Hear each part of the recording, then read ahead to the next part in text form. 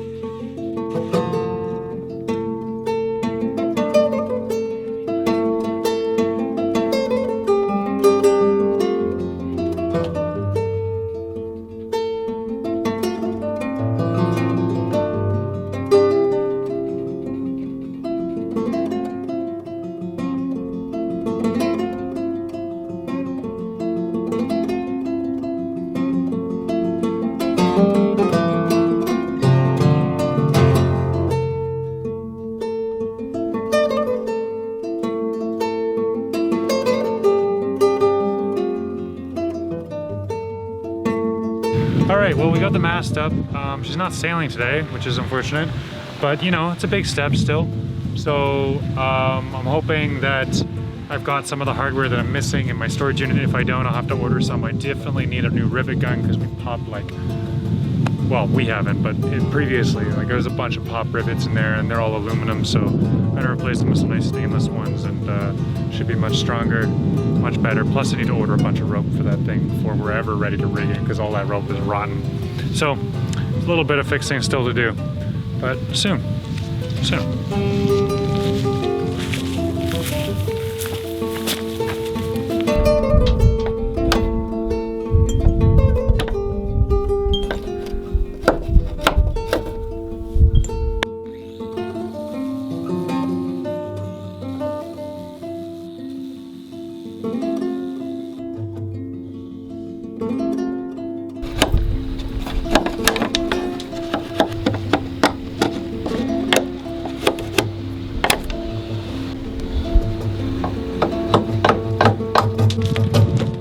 This episode of Finding Simon is brought to you by the mattress I got off Craigslist for free.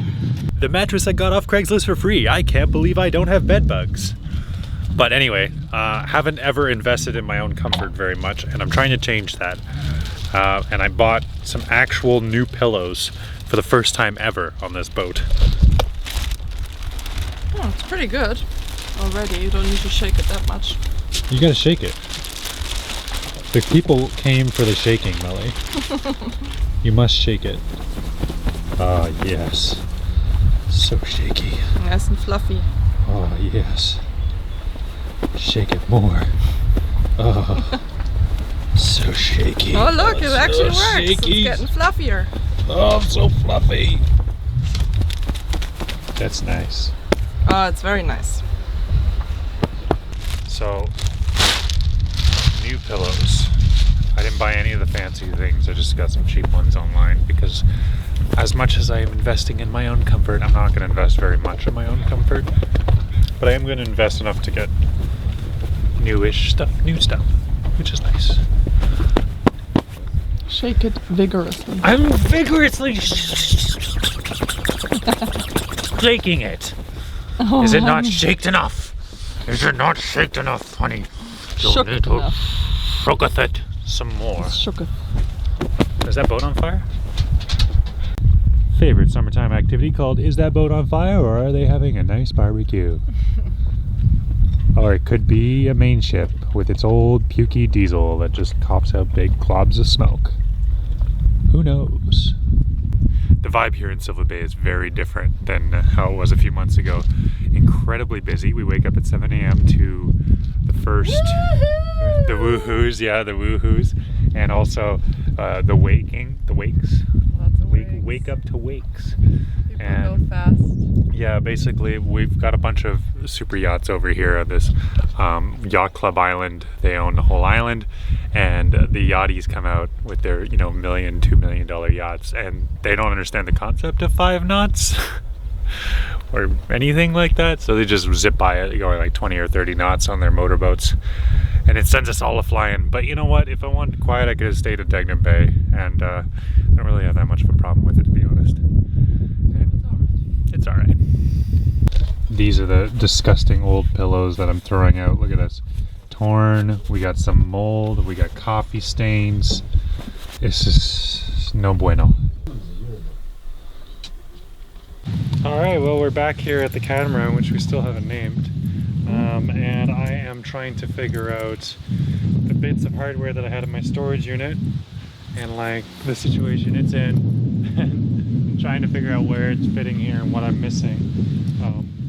I think for the most part, since I'm taking the parts of 2 functioning catamarans to make 1 functioning catamaran, that the few broken bits here and there I'll be able to supplement from its sister catamaran for the time being, just to get one up and operational.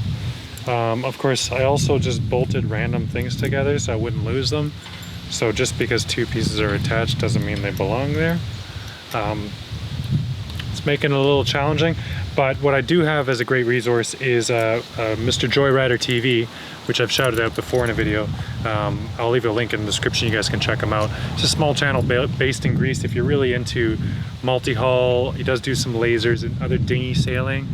He does it in Greece and he's really quick, really fast, and he's got multiple GoPros set up and talks about what he's doing while he's racing them and building them and repairing them. So yeah, great resource, and I'm really wish I had a Wi-Fi connection right now to ask him a question or two, but I'll have to wait to get back to the boat. In the meantime, I'll try and solve this myself.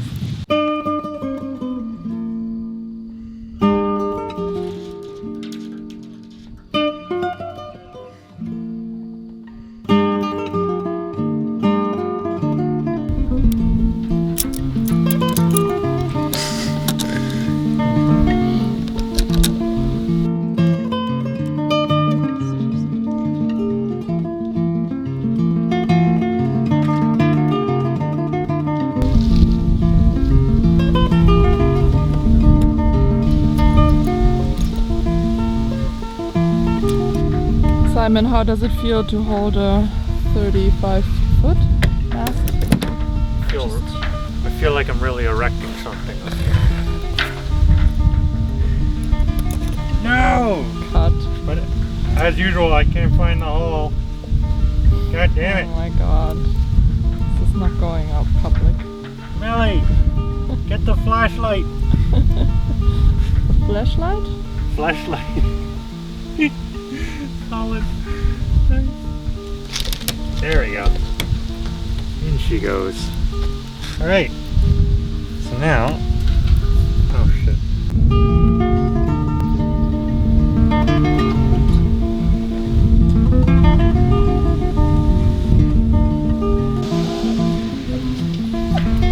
Hi, honey.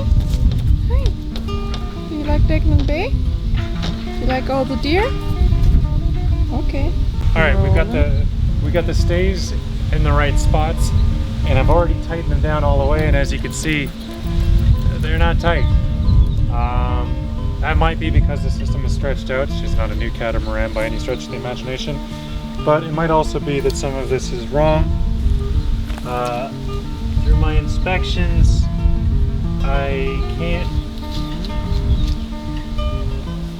can basically move it down another inch on either side, which might do the trick, but either way, it's eating up almost all of my tensioning ability, which is not good for the long term of a boat, so I might try and find another piece of hardware that does the same job, but shorter, because this ain't cheap, all this stainless wire and getting the...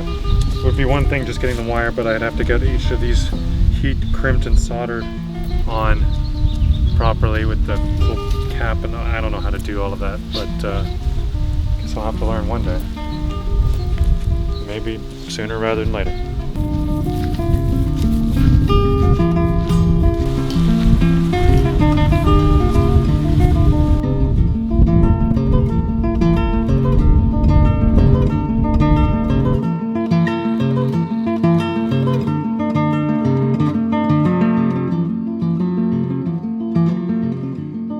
So we went over to our local recycling depot / secondhand store we have here on this island, It's called Gyro, and I picked up these pants for $2, which are pretty sick. Super awesome pants. Also for $5, I picked up a 2.5 horsepower electric induction motor.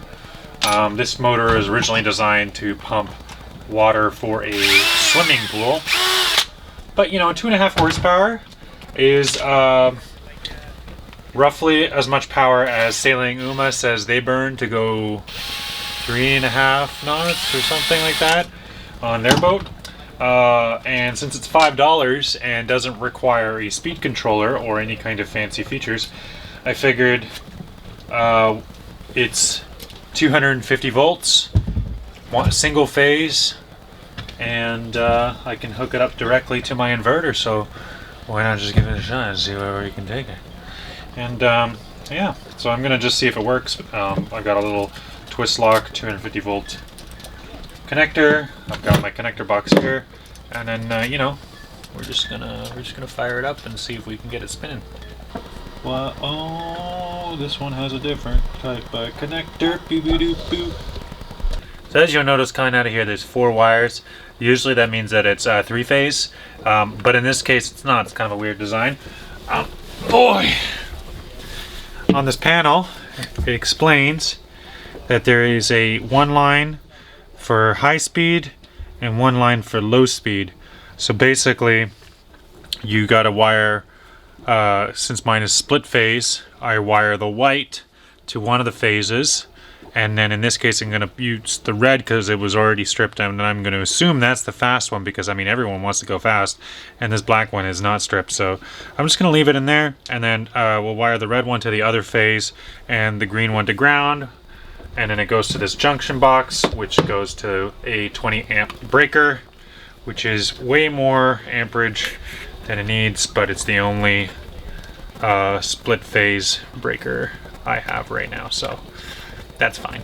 I'm sure it's fine. Everything's fine. It won't explode, probably, maybe. Doom, ba-doom, boing, boing. Oh god damn! Oh Lord of Jesus, it's heavy.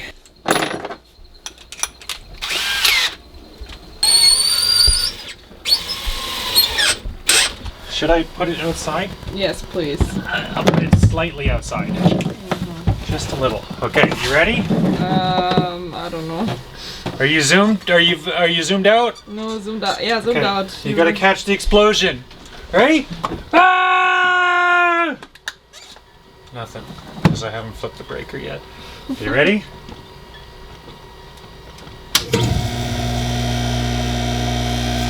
Ta-da! Ta-da! That's a motor. Hey, what does my solar says? It says, hey, you're burning not even 2 amps. Okay, cool. It works. $5. That's good. Okay, so now we gotta get a pulley. Is that the fast or the slow setting? I don't know. It seems kind of quick to me, but. Ah.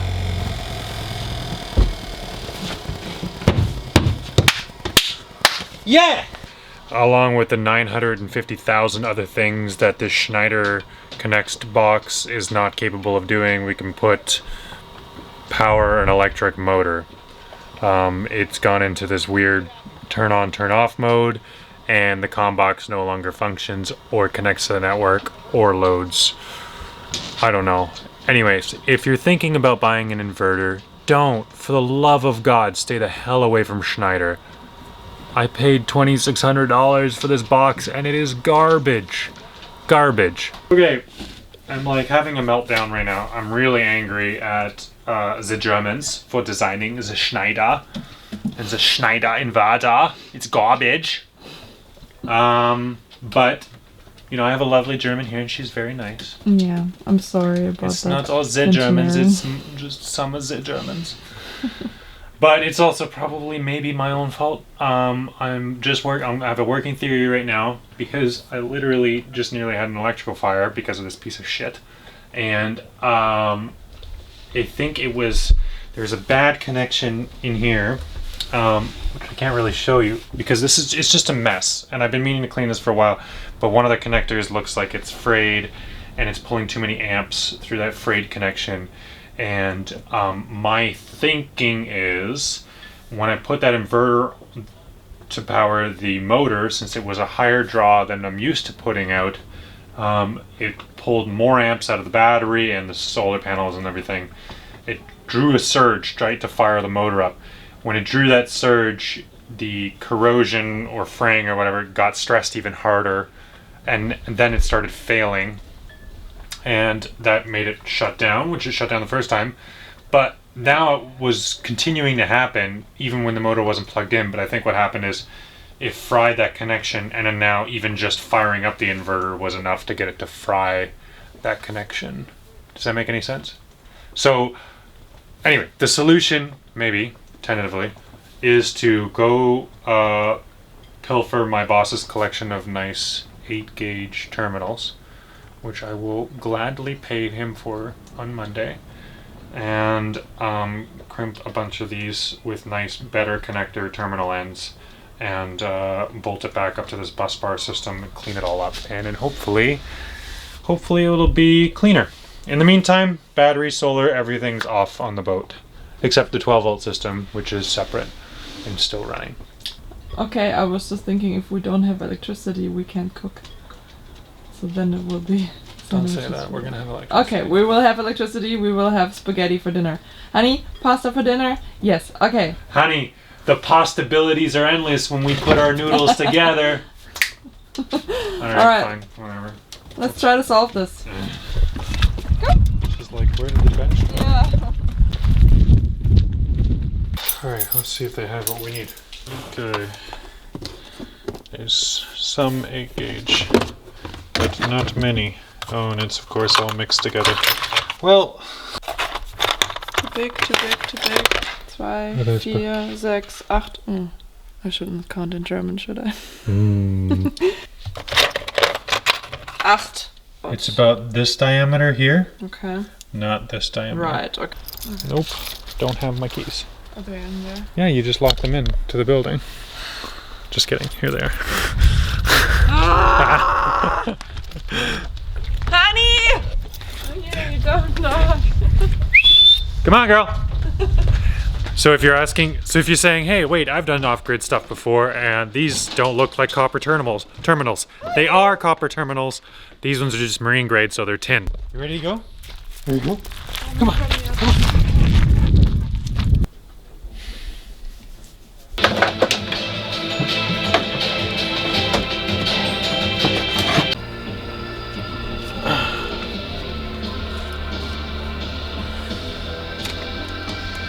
Back, and of course during all of that time people are going around. Alright, so the installation's done.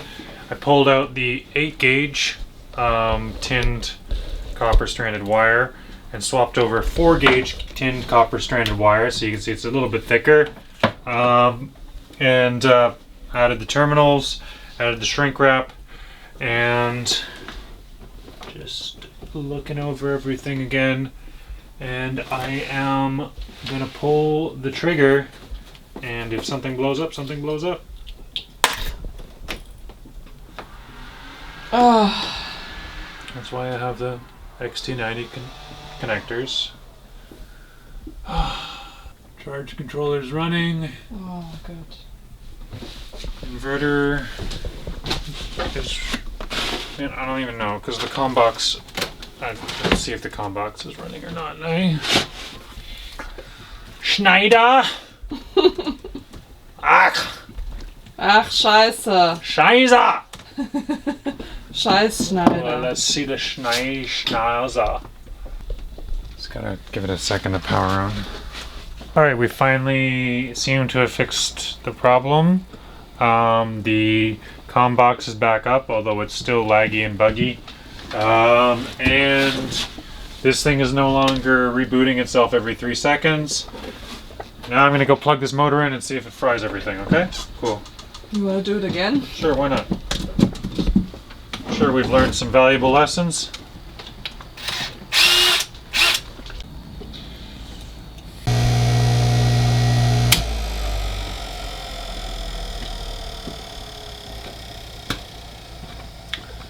Yep. So the high-speed circuit works on this motor. and the low speed circuit apparently doesn't. But now it ran and didn't blow anything up. Success. I'm so tired. Alright, just want to wrap up this episode. I'm a little bit in the future now. I forgot to close off today's episode, but that's good because I get to give my sister a shout out. So, as a lot of you know, I work at a food bank, and working at a food bank during a pandemic has been an interesting and challenging job. And I really enjoy it, and I find it very rewarding, and our community has really stepped up to support the folks that need it the most right now. My sister works for an organization called Shelter Movers, and they're a Canadian-based organization working in cities helping people fleeing abusive homes by providing them a free of charge moving service. And right now, they're needed more than ever. As you can imagine, a broken household before the pandemic is even worse during a pandemic.